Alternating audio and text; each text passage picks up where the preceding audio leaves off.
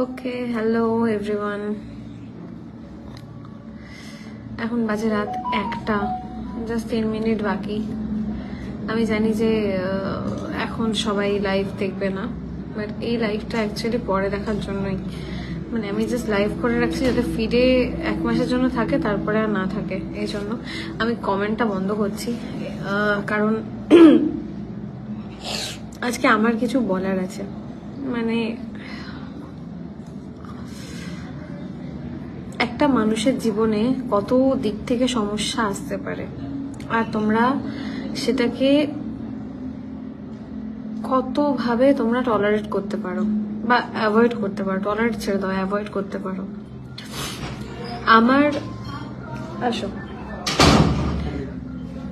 হয়ে গেছে, বিল হয়ে গেছে, আর কিচ্ছু না, বিলটা করে দাও, ব্যাস ব্যাস বিল করে দাও।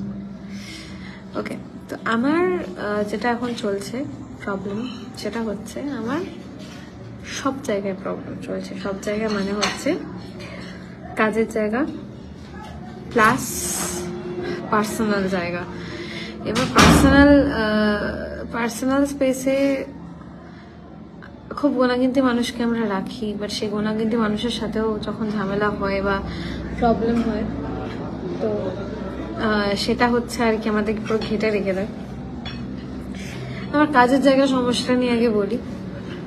কাজের জায়গায় যে সমস্যাটা হচ্ছে সেটা হচ্ছে আমি একজন ইন্ডিভিজুয়াল আর্টিস্ট। আমি গান মানে হারমোনিয়াম ধরেছি আমার যখন 2.5 বছর বয়স, 2 বছর 2 মাস মতো বয়স। পাশে মানে যখন মায়েরা নাকতলায় থাকতো, পাশে একটা আন্টি গান গাইতো। এই আন্টির বাড়িতে লুকিয়ে লুকিয়ে চলে যেতাম, ওনার সাথে আমার গান গাওয়া শুরু। তারপরে স্টেজ প্রোগ্রাম ফার্স্ট করি, তখন আমার 8-9 বছর বয়স ম্যাক্স। Stage programme start. এখন মোটামুটি 20-21 বছর রানিং আমার হচ্ছে এই প্রফেশনে। অনেকের থেকেই আমি সিনিয়র, অনেক অনেক বয়সে বড় মানুষদের থেকে বলো বা বয়সে ছোট, আমার অনেক বন্ধু বান্ধব থেকে প্রফেশনে সিনিয়র। বা সেই সিনিয়রিটি দেখানোর জায়গা থাকে না। আমি অনেকবার ভেবেছি যে নিজে একটা সেপারেট ব্যান্ড করব, নিজের মানে একটা হয় না, একটা ট্যাগ হবে আমার, লাইক দেবলীনা নন্দী লাইভ। মানে আমার শুধু আমার নিজের মিউজিশিয়ানসদের সাথে, যেখানে আমি এই ব্যান্ড সেই ব্যান্ড ওই ব্যান্ড করে আমি গাইবো না, আমার একটা ফিক্স সেট আপ হবে। এটা আমার অনেকদিন ধরে ইচ্ছে ছিল।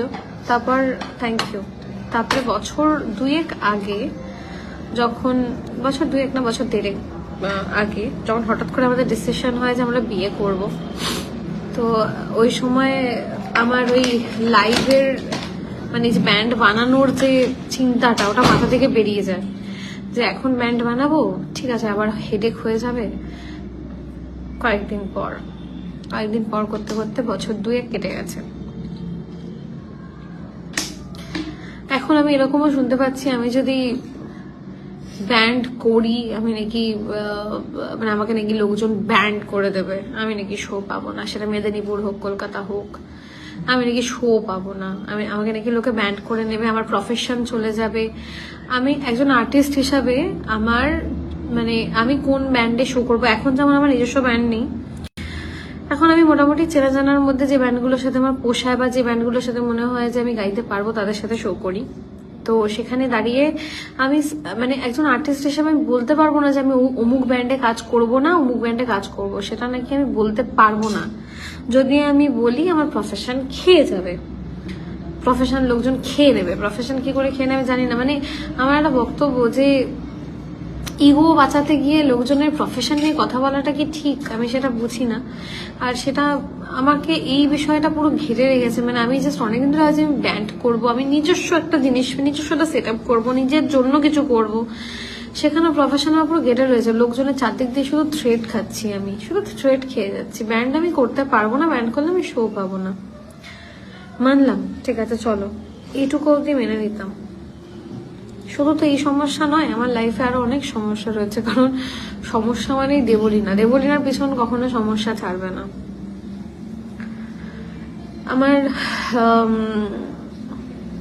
একটা আমার কথা, যেটা একটা কথা আমার জানার আছে, সেটা হচ্ছে যারা এখন 1000 জন আমাকে দেখছো তাদের কাছে আমার জানার আছে যে আমি জানি না মেয়ে অডিয়েন্স বেশি আছে না ছেলে অডিয়েন্স বেশি আছে, মেয়ে আর ছেলের মধ্যে এত ডিফারেন্স কেন, মানে এত ডিফারেন্স কেন যে ভাই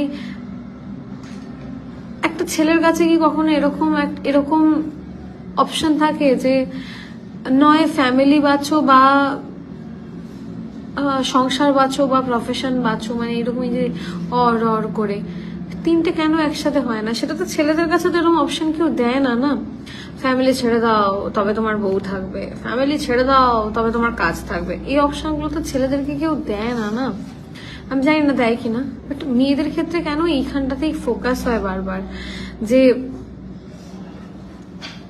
আচ্ছা যদি তোমাদের অডিয়েন্সের মধ্যে আমি মানে আমার প্রচুর মেয়ে অডিয়েন্স আছে, ধরো আজ বাদে কাল তোমরাও সেটেল হবে লাইফে, বিয়ে থা করবে, কাজ করবে, কিছু একটা করবে, যদি তোমাদের কাছে এরকম অপশন দেওয়া হয় যে সব থেকে কাছের যে মানুষ তোমার, যে তোমাকে জন্ম দিয়েছে, যে তোমাকে ধরো তুমি আজকে যেখানে দাঁড়িয়ে আছো, যে কাজ করছো, যে প্রফেশনে আছো, সেখানে তুমি যে মানুষটার জন্য রয়েছো সেই মানুষটাকে ছাড়তে বলা হলো যে মাকে ছেড়ে দাও, তাহলে তোমরা কোনটা চয়েস করবে? মানে মাকে ছেড়ে দেবে? ছেলেদের তো এরকম অপশন কেউ দেয় না ভাই, কেউ দেয় না, কারণ তুমি ছেলে হয়ে জন্মেছো মানে তোমার ঘাড়ে একটা দায়িত্ব রয়েছে, তুমি বাড়ির ভাই ছেলে, বাবা মাকে তোমার দেখতেই হবে। মেয়েদের কেন এরকম কিছু নেই? এরকম কেন কোনো আইন পাস হয়নি যে মেয়েদের যদি বিয়েও হয়ে যায় বাবা মার প্রতি দায়িত্ব কর্তব্য পালন করতে হবে, যদি করতে না পারে বা করতে না দেয় তার জেল হবে? তো বিল হয়ে গেছে? ওকে, আমাকে 5টা মিনিট দাও প্লিজ, 5টা মিনিট দাও। ওকে, তো এরকম কেন কোনো আইন পাস হয়নি যে ছেলেদের ঘাড়ে যেমন দায়িত্ব থাকে যে মা বাবাকে দেখতে হবে, দায়িত্ব পালন করতে হবে, এরকম কেন কোনো আইন পাস হয়নি যে যদি মেয়েরা বিয়ের পরে বাবা মাকে না দেখে মেয়েরাও জেলে চলে যাবে, বা যার জন্য দেখতে পাচ্ছে না তাকে জেলে পাঠানো হবে? এরকম কেন কোনো আইন পাস হয়নি? মানে তার জন্য কড়া শাস্তি আছে। মানে আমি বুঝতে পারি না যে মেয়েটার বিয়ে হয়ে গেছে মানে বাবা মার প্রতি সব দায়িত্ব কর্তব্য পালন হয়ে, মানে সব কমপ্লিট, বিয়ে হয়ে গেছে মানে তুমি জাস্ট ছেড়ে দাও, বাবা ছাড়ো। আর হ্যাঁ, সব থেকে বড় কথা, আমার মাকে নিয়ে সবার সমস্যা, তারপর অনেক কারণ আছে, যদিও মানে এগুলো মা অনেকদিন ধরে জানে, অনেকদিন ধরে শুনছে, তার অনেক কারণ আছে। ফার্স্ট অফ অল হচ্ছে নাকি মা দেখতে ভালো না, সেকেন্ড হচ্ছে মা নাকি পড়াশোনা জানে না, থার্ড হচ্ছে নাকি মা যা বলে মুখের ওপর বলে। তো এর জন্য অনেকের সমস্যা আমার মাকে নিয়ে, অনেকের সমস্যা, আমার কাছের লোক, দূরের লোক, অনেকের সমস্যা। একমাত্র হচ্ছে মাকে যারা কাছ থেকে চেনে, আমার পাড়ার যারা লোক, তারা মাকে ছাড়া অন্ধ, মানে মিনিটে মিনিটে মায়ের ডাক পড়ে, মিনিটে মিনিটে মাকে লাগে।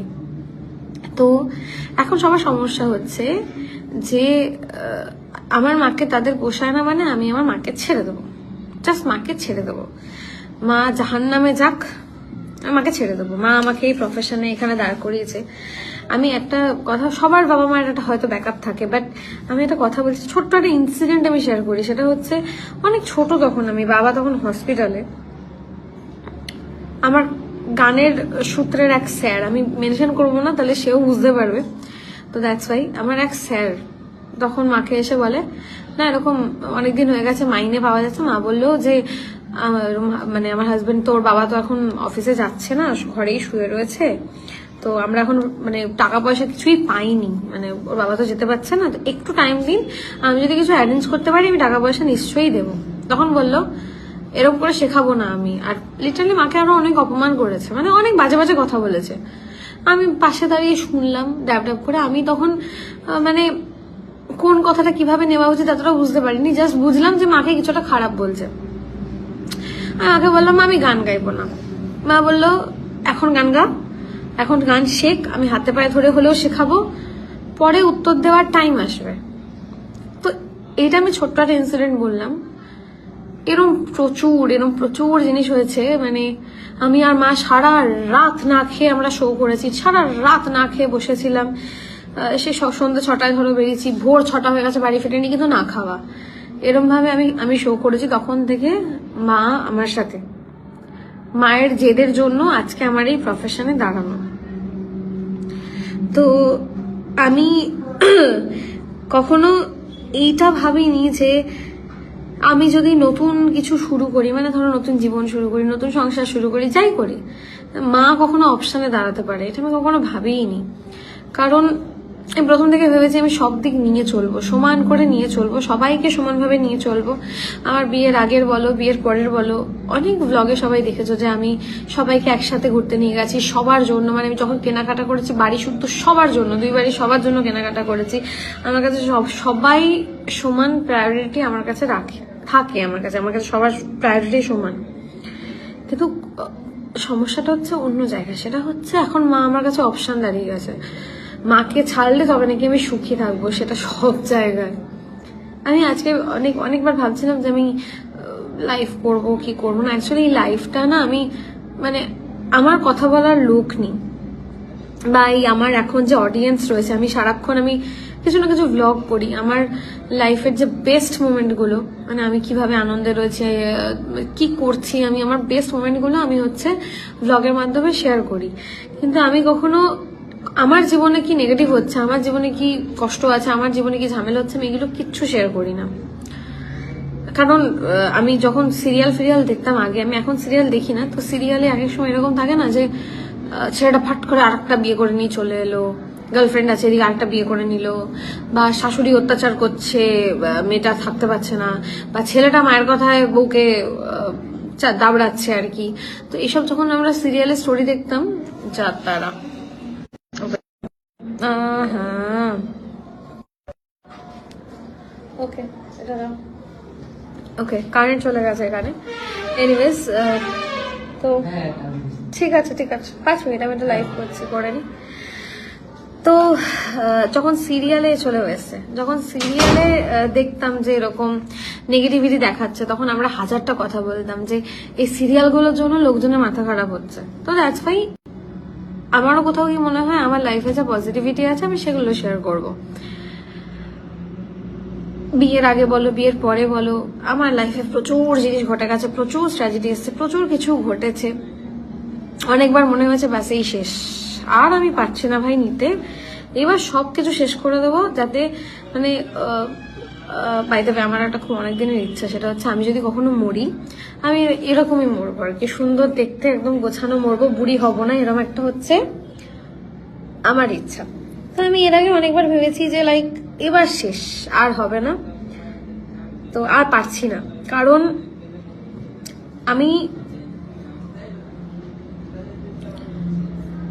সত্যি কথা বলতে ভালোবাসি, তো সত্যি কথা বলা যাবে না এখনের সময়।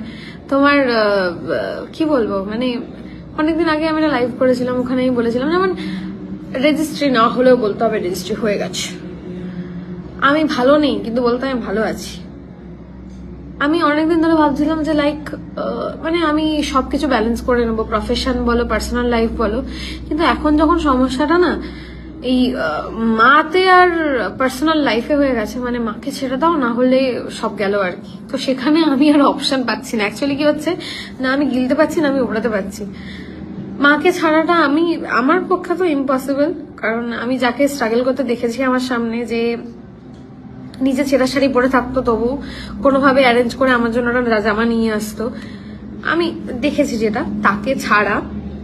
আর তাছাড়া আমি না একটু সুপারস্টিশিয়াস বলতে পারো, এটা আমার মতে, যে আমার শোতে বা আমার রেকর্ডিং এ মা না গেলে বোধহয় আমি ভালো গাইতে পারি না, এটা আমার মনে হয়। তো এটা কিন্তু মাও সুবিধা নেয়, মা মাঝে মধ্যে ব্ল্যাকমেল করে আমি যাবো না, তুই চলে যা, এটা মাও করে, ব্ল্যাকমেল করে। তো এটা আমার একটা সুপারস্টিশিয়াস, আমি সবাইকে নিয়ে চলতে চেয়েছি, কারণ সবাই দেখে থাকবে যে আমি যখনই যা করেছি ডবল ডবল ডবল ডবল, শাশুড়ি মা, মা, বাবা, শ্বশুর সব সমান আমার কাছে, সবার জন্য সমান সমান সমান সমান সমান সমান করে এসছি। তো আলটিমেটলি আমি গিয়ে দেখলাম যে আমি কিছুই করতে পারিনি। যতই করো যাই করো, পৃথিবীতে একটা নর্মাল মানুষকে কখনো খুশি করা যায় না। এর ব্যাপারটা এরকম দাঁড়ালো, মাকে তো আমি ছাড়তে পারছি না, এদিকে বাকি আর কিছু ছাড়াটাও মানে এখন মাথায় সিঁদুর পড়ে আছি আমি।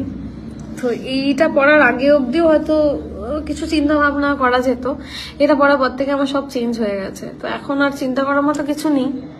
তো আমি বাইরে আমি যে কটা কথা এখন বললাম আমি সব প্রমাণ সহ বললাম।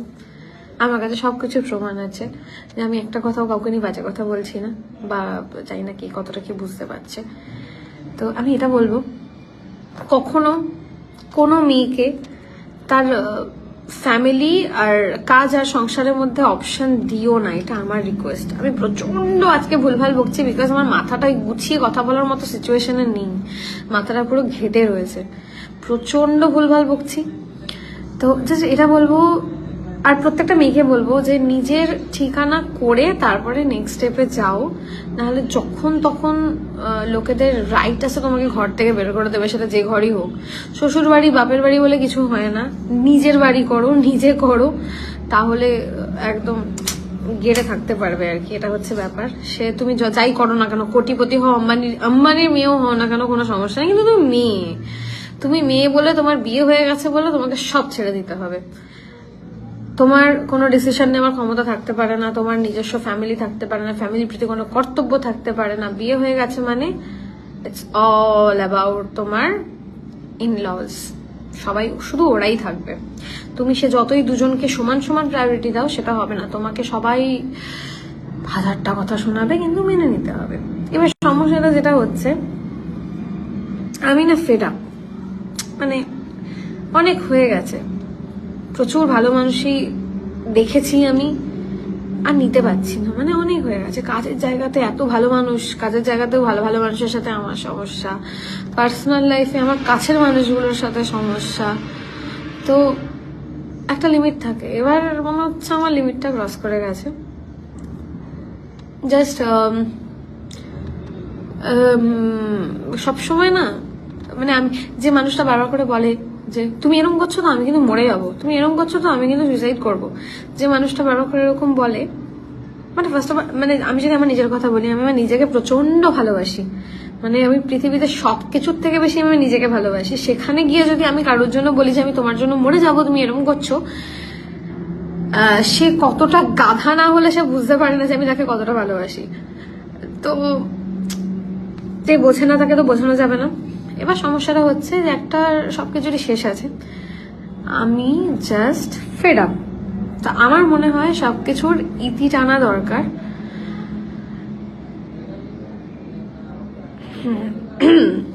আমার আমি জানি না এরপরে কি হবে, কারণ আমার কেন যেন মনে হচ্ছে আমার শরীরটা দেবে না। তো প্রচুর গান আমার অ্যাভেলেবেল আছে, সবাই শুনে নেবে, শুনে হচ্ছে গিয়ে মনে রাখবে আমাকে। আর বাই এনি চান্স যদি ইন ডিটেলস লাগে, আমার আশেপাশে কিছু ক্লোজ বন্ধু আর কি পুরো ব্যাপার জানে, যদি তারা মুখ খুলতে চায় তারা বলতেই পারে। তো এটা হচ্ছে ব্যাপার। বাট আমি একটা কথা লাস্টে বলবো, আমি একটা গান খুব রিলিজ করে ভেবেছিলাম, সেটা আর হয়নি। যাই হোক, আমার সিচুয়েশন নিয়ে লাস্ট কথা হচ্ছে, আমি ভালো নেই। এই কথাটা বলতে গিয়ে প্রচুর বুকের সাহস লাগে, সেটা সাহস করে আমি বললাম যে আমি ভালো নেই। আমি সারাক্ষণ নাটক করে যে আমি ভীষণ ভালো রয়েছি, ভীষণ হ্যাপি আমি, but I am not happy. আমি হ্যাপি থাকার ভান করি, আর আমার লাইফের বেস্ট জিনিসগুলো আমি সবার সাথে শেয়ার করার চেষ্টা করি। But now I am fed up, হয়ে গেছে। আমি আর কিছুই নিতে পারছি না। কাল বাদে পরশু হয়তো কিছুটা নিউজ হয়ে যাবে আমাকে নিয়ে, মানে লাইক এরম হয়ে গেল, ওরম হয়ে গেল, সেরম হয়ে গেল, আমি জানি না কি নিউজ হবে। আমি সারাক্ষণ নিউজেরই অপেক্ষা করি, কিছু একটা নিউজ হবে। তো এটা হচ্ছে ব্যাপার। জাস্ট আমি এটাই বলবো, অতিরিক্ত ভালোবাসা কাউকে উচিত নয়। যে তোমার ভালোবাসা বোঝে না, উচিত নয়। আর যে তোমাকে ভালোবাসে সে কখনো তোমাকে হার্ট করতে পারে না। যে তোমাকে ভালোবাসে সে তোমার ভালোবাসাগুলোরও দাম দেবে। তুমি কাকে ভালোবাসো, কাকে পছন্দ করো, কাকে লাইফে চাইছো, সেগুলোর দাম দেবে। সেগুলো যে দিতে পারে না, সে তোমাকে কখনো ভালোই বাসতে পারে না। তুমি সারা রাত জেগে কাজ করে এলে, কাজ করে তার জন্য কিছু একটা নিয়ে এলে, তার মুখে সেখানে